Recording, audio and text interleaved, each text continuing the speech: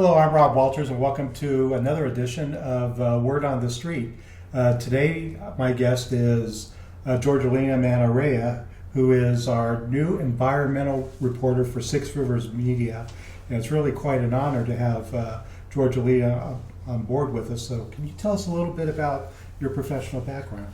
Yeah, I'm happy to be here. So before I came here, I was living in DC. I worked for a public radio show there called 1A. Bit of a generalist work there. You're covering everything from something like the latest mega bill that was signed into law to a natural disaster that happened in part of the country to also cultural things that are happening. You know, if you had a movie that come out with your favorite actor, we maybe talked about that. So a lot of different coverage areas there at that show that I worked for. And before then, I interned at a different public radio show, Here and Now. And then before that, I was also in public radio at an NPR member station in Florida. And while I was doing work there, I also wrote and edited at my college paper at University of South Florida. So a lot of radio background there. Great. Well, talk a little bit about Report for America. We're in partnership with Report for America. Can you just tell us a little bit about that? Yes, so Report for America is an organization that is trying to strengthen local newsrooms around the country and help local newsrooms cover lots of issues that are important, like my beat, the environment. There are Report for America reporters, producers, journalism positions everywhere. I could list them. It would take me a long time to list them. So that's what I'm doing here in covering the environment is through Report for America. Yeah, that's quite an honor to be selected. It was a little bit of a process, wasn't it? Yes. It's a long process to interview to be a core member, and then through then I was put in touch with you all, and then you interview with individual newsrooms that were accepted to have Report for America core member positions in their newsroom. So I first interviewed with Report for America, and then I was put in touch with the newsrooms, such as Six Rivers Media. Great. And so talk to me a little bit about the environmental beat that you cover.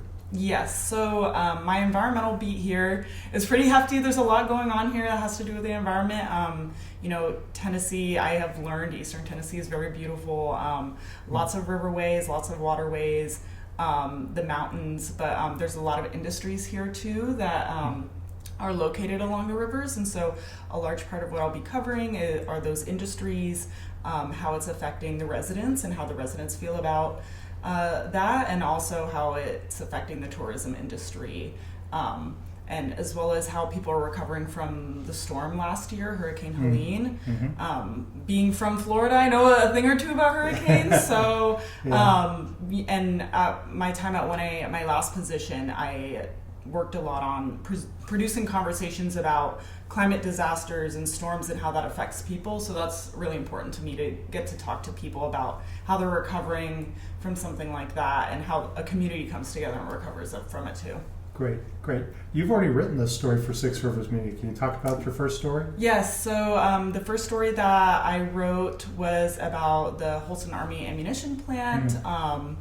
And they basically notified the Tennessee Department of Environment and Conservation that there was an accidental discharge. So the fire suppression system accidentally went off, and with that there were some energetic materials that may have gotten into the water, so they had to report that to the Division of Water Resources at TDEC. So I wrote about that and what kind of information they relate to TDEC. I also spoke with the water utility company in Hawkins County there to talk about just how they respond to when there's an accident like that happens. When you think about environmental reporting, how do you go out and find stories, develop sources, and what government agencies are you keeping an eye on? Yeah, so in terms of finding sources, I think for me, when it comes to writing a story or producing a conversation, talking to the people that live there, the people that are affected by it, being very person first. So getting to talk to people in the community, I think, is very important. In terms of government agencies, the EPA is probably a big one. And then, whatever the equivalent would be at the state level, so TDEC, for example, Right. FEMA, and TEMA would be the state equivalent of that. So keeping an eye on disaster management agencies, emergency management agencies, which there are at the county level. There's definitely a plethora of those, but Yeah, I would say yeah. those are the big ones. Talk to me a little bit about some of the stories you might be working on. Yes, so right now I'm working on trying to talk to residents in Irwin about how they're feeling about the renewal of a permit for a nuclear fuel services outfall. That permit's going to be renewed, and as we can see through public documents, some of the residents aren't happy about that renewal. So I'm interested in reaching out to them and talking to them more about how they're feeling about that. I'm also in touch with the National Weather Service Forecast Office in Morristown, who covers this area of eastern Tennessee, and we're seeing is increasingly important with all the flash flooding happening across the country, not just in Texas, but also in the Northeast. And after the storm last year, I'd be interested in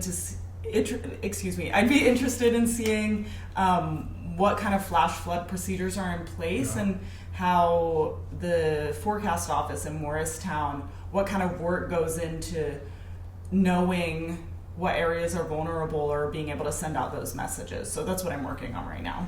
You mentioned Nuclear Fuel Services in Irwin. Can you explain a little bit of what that company does? Yes, so Nuclear Fuel Services creates nuclear fuel for the U.S. military, and as part of that, they process uranium, and so some of that uranium goes through the outfall and could settle in the river or in The nearby Nolichucky. areas. Yes, in the Nolichucky River, yes. Right, which has already taken a beating with Helene. Yes. There's a lot of things I have to definitely dig into when it comes to the Nolichucky River. Yeah. So, talk to me, you've lived here now in Northeast Tennessee for a few weeks. What's your impression of the area? A few weeks, beautiful. In Florida, you drive through and it's very flat. There's not, I've been telling people there's not a hill to even skip over in Florida. So, just getting to drive around and see the rolling hills and the mountains, that's the first thing I notice about it. And also, everybody's very friendly and talkative. That's another big thing that I've noticed about the area. Great. You've had an opportunity to visit all our newsrooms from Mountain City and Irwin and Johnson City and Kingsford, so you'll be working with everybody. If somebody has a story idea, how can they reach you? They can email me at jmanna-rea, and I can spell that out, JMANNA-REA at Six Rivers Media, and that'll also be on our website as well. I bet our producer Jared will be able to put something on the screen for that. So, anything else you care to talk about, or what am I missing?